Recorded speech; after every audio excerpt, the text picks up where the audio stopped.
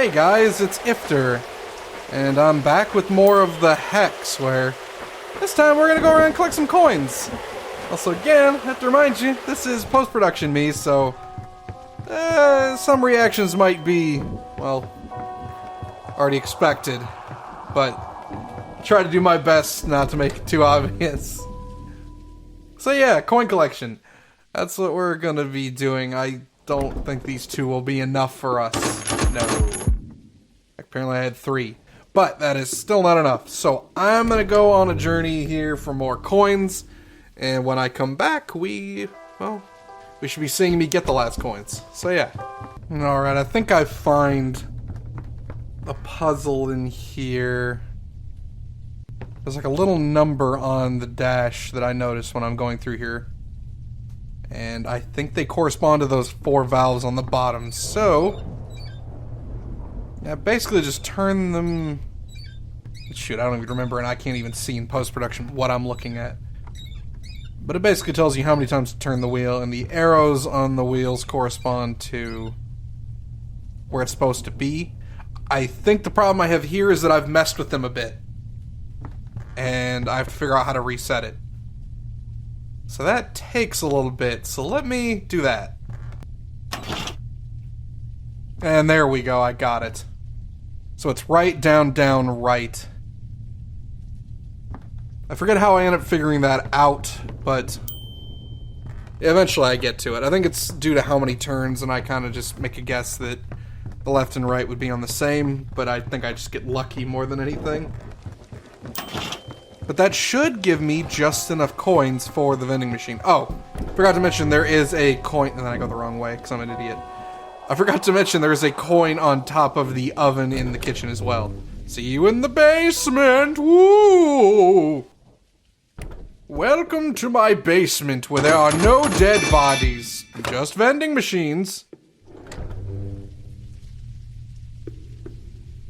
Definitely no dead bodies. Don't look in the corner, there's nothing there. I try to mess with this a bit. I don't know what it's supposed to be indicating. They've been filling up brain things in the basement, I guess. I don't know. Root Beer Reggie's legs were gone. Root Beer Reggie had a pawn. He'd point his finger and Jerry would run. Now Jeremiah was having some fun. Well, yeah, I just keep saying the same thing.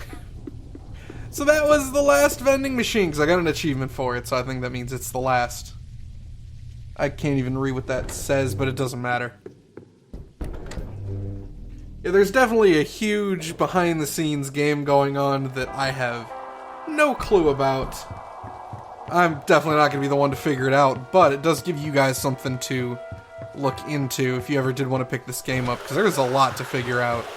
I think there might be a whole Reddit thing based around figuring out the secrets.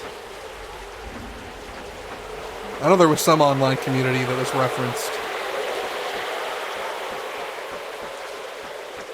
But yeah, now that we've opened up the vending machine, really the only thing left to do is go check out the old man's cabin, I guess.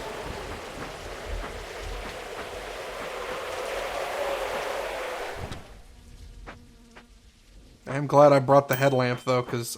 oh, yeah, and I find more coins in... I think this is an outhouse, yep. I don't need the coins anymore, though, so it's kind of pointless.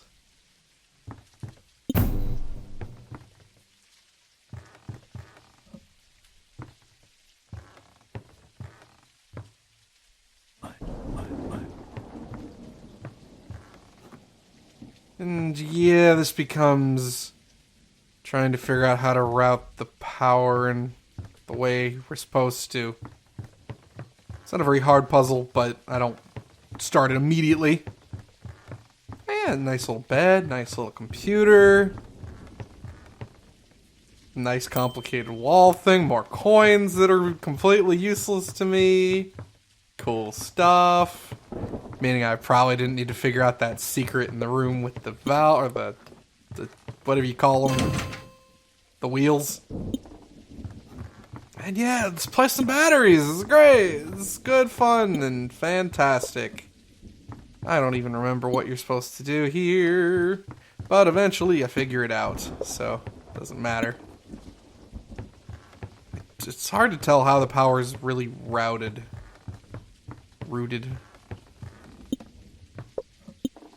Definitely one there.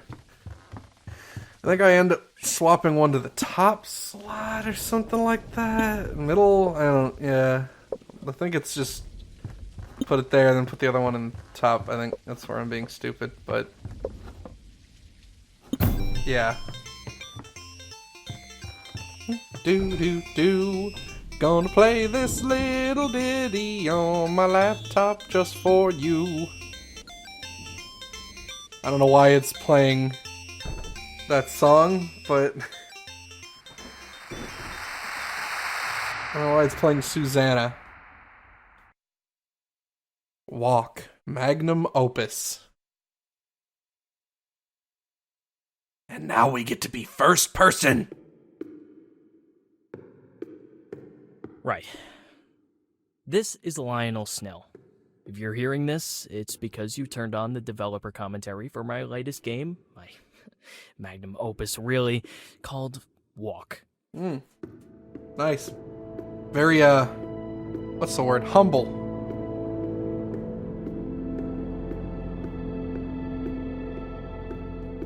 Yeah, this is clearly supposed to be taking digs at a game that has come out in the past, I believe. What you're looking at is the model of my childhood bedroom. This right here is where Super Weasel Kid was conceived. Or parodying an old Take it in. game, maybe not mocking it. That weasel was my favorite pet. I called him, yeah, you guessed it, Weasel Kid. I wish I could remember which old game I'm thinking of, but it was a walking sim where the dev commented on a bunch of things. The two always made little squeaks and chirps at each other. I like to imagine they were talking. Shrewd would be this wise parental figure giving advice to Weasel Kid.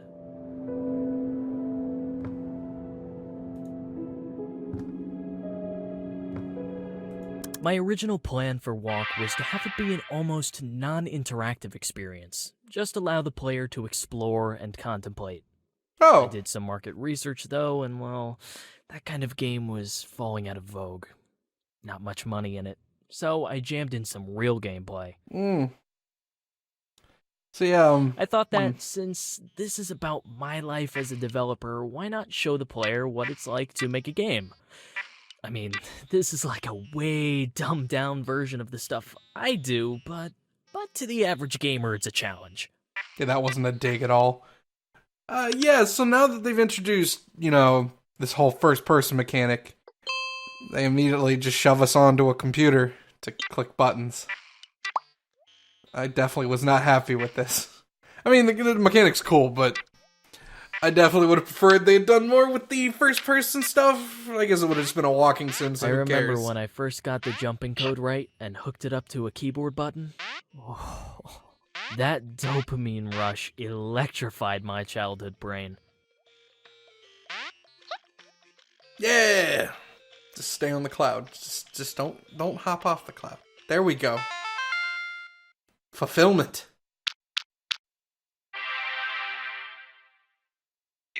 Hey there. I'm the Games Work assistant. You can call me Irving. Looks like you need a little help adding enemies to your game. I've got you covered, pal. Irving came as part of the GameWorks package. I was a little hesitant about using an AI at first, but he became really helpful. So yeah, the puzzles get more and more complicated as we go, which I don't think surprises anybody. It didn't take long to realize how much I depended on Irving. He assured me that it was easy for him to come up with enemies and non-player characters for me, so I let him do his job. That doesn't make any sense, but okay.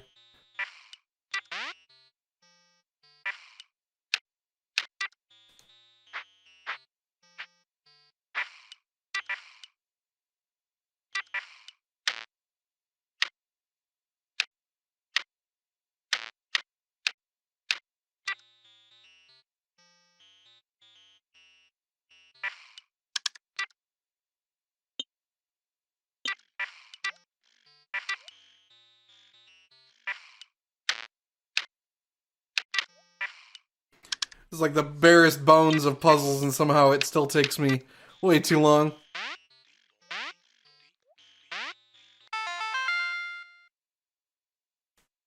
Irving told me we couldn't get the original Super Weasel Kid for Walk. Something about losing the files. Kind of a shame, I guess.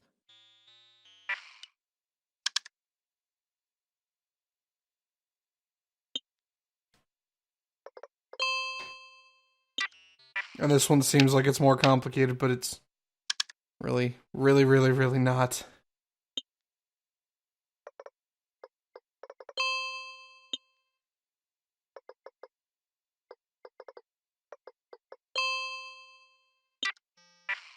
I think I'd forget to... Oh, never mind.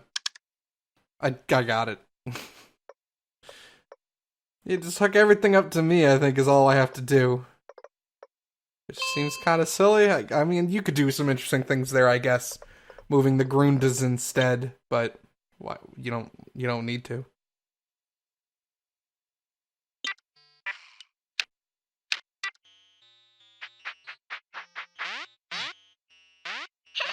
Especially since death is apparently built into the Grundas. Don't need to program that, I guess. Oh, here, I need to move one of the Grundas. Right.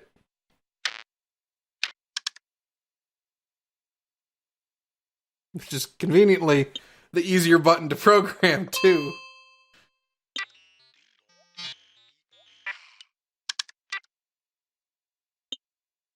But yeah, I mean, this is kind of neat. It's a neat little mechanic to... This is like the most puzzly the game's gotten, actually, is what I was about to say. The success of Super Weasel Kid paralyzed me. I tried starting a few different games, but I kept comparing them to my big hit. What would people think if I put out something that was worse? That I had just gotten lucky the first time? That I'm a one-trick pony? Sounds about right. Eventually, I settled on making a sequel. Super Weasel Kid, Radical Road.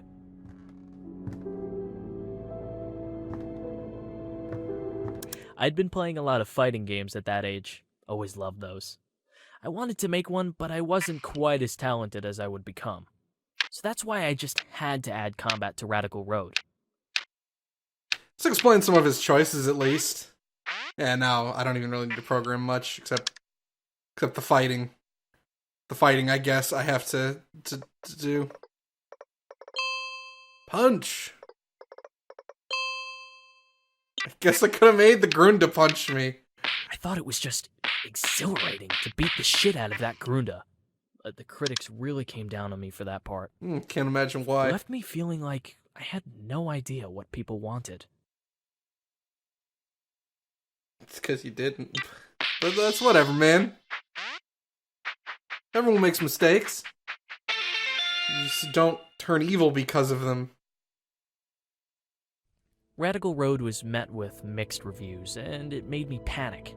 I resolved to put away Super Weasel Kid forever and try something new. To top it off, my shrew died. Most people don't turn evil because of it. Weasel Kid actually escaped, if you can believe it. I took him outside one time, and he slipped out of my hands and ran into my neighbor's rose garden. I searched for hours, but the garden was pretty big, and the thorns were painful. Mr. Shrewd was long dead at this point. Aww. Shrews just don't live that long. I guess. One of my favorite games at that age was Cooking Granny. I thought Chef Bryce was the coolest. You know how that turned out. Yeah. Yeah, he murdered old Granny. Once in a while, people asking to make deals, wanting to capitalize on my IP. It had been a couple of years now since Radical Road, and one day I just said, fuck it, fine. I sold the franchise to the highest bidder. That's fair, I guess.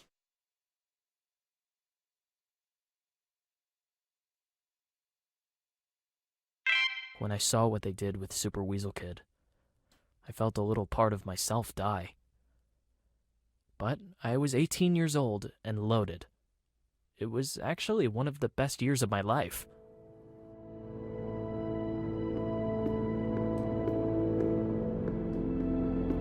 The next scene is based on my foray into larger scale game development.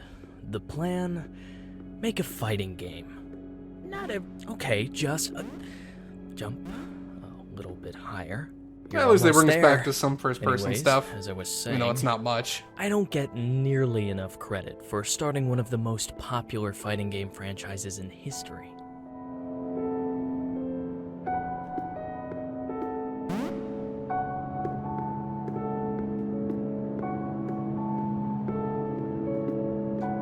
Push the button. I do like that you're putting little cartridges in for the transition. It's a Super beauty, neat. isn't it? I put my weasel bucks to use and bought this place with cash. Then I hired a team. I hired my childhood friend Carla to work at my new studio. She was halfway through a degree in computer science, but I offered her a huge salary. Hard to say no to that. Yeah, her desk doesn't look weird at all. I bought the rights for my favorite game character.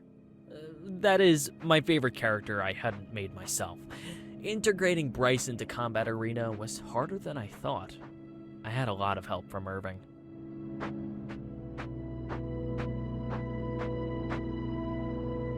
Yeah, it looks... Picture on the wall looks Carla's first order familiar. of business was to tell me that I had designed too many male characters. I tried to tell her that Steambot Willie was genderless, but she insisted. So I created Chandrell while she worked on Sato.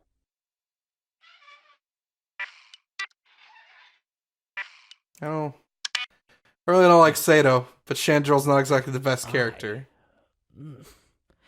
That's the kind of thing I'm talking about. Ever since Carla created Sato, I'd get these weird, annoying bugs in my games. And I'm still getting them in Walk.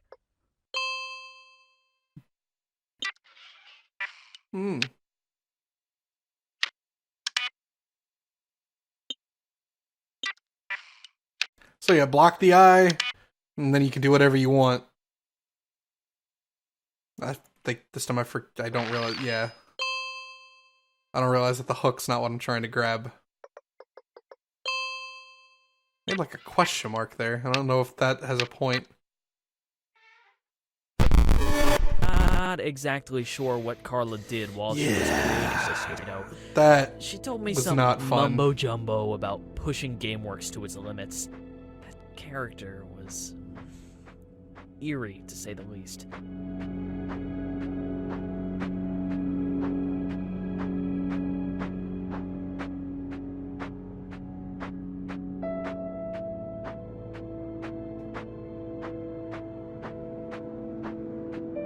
Look at that door.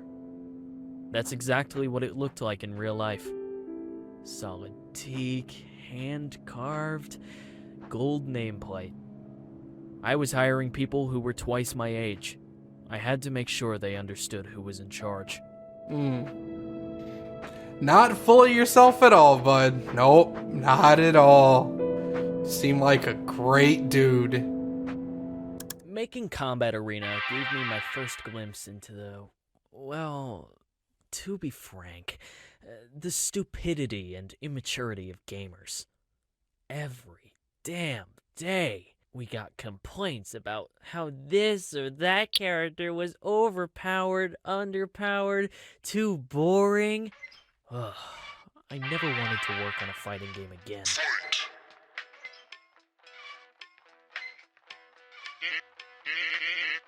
I may be maniacal, but I'm not fighting a guy with no moves assigned.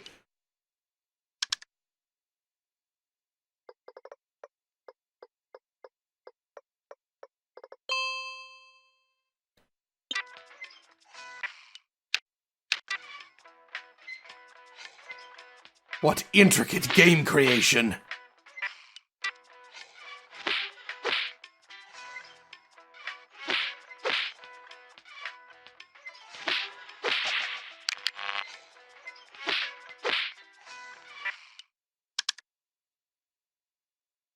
Give him more damage. He must be my child. My steamboat child.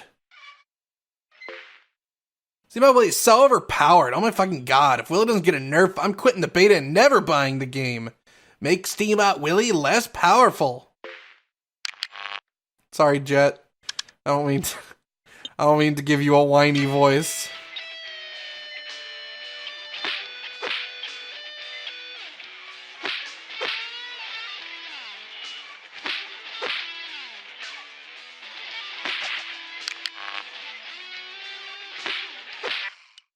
Less powerful. even less powerful.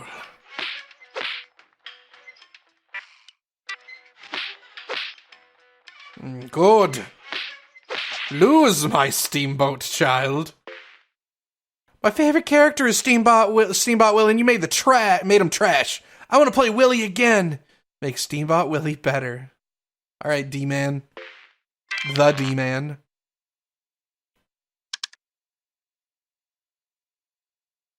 Make him curse. Can make him block. I think you have your choice here, actually. You could either... no, actually, I don't think you can. I think you're stuck. Is it just giving him expletives? How did this work?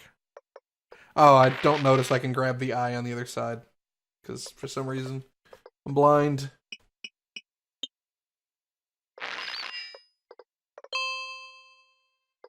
But, I mean, that works too.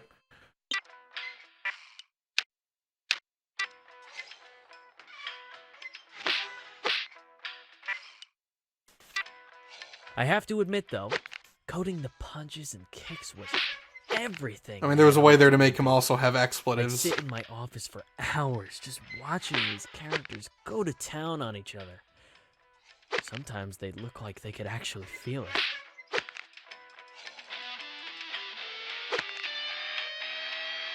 Shinobi. Oh my god, I just noticed the name. That's terrible.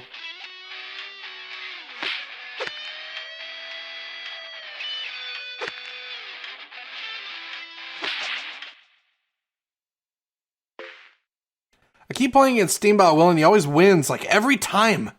You gave him a block ability? That's OP. Blocking's too good, replace it.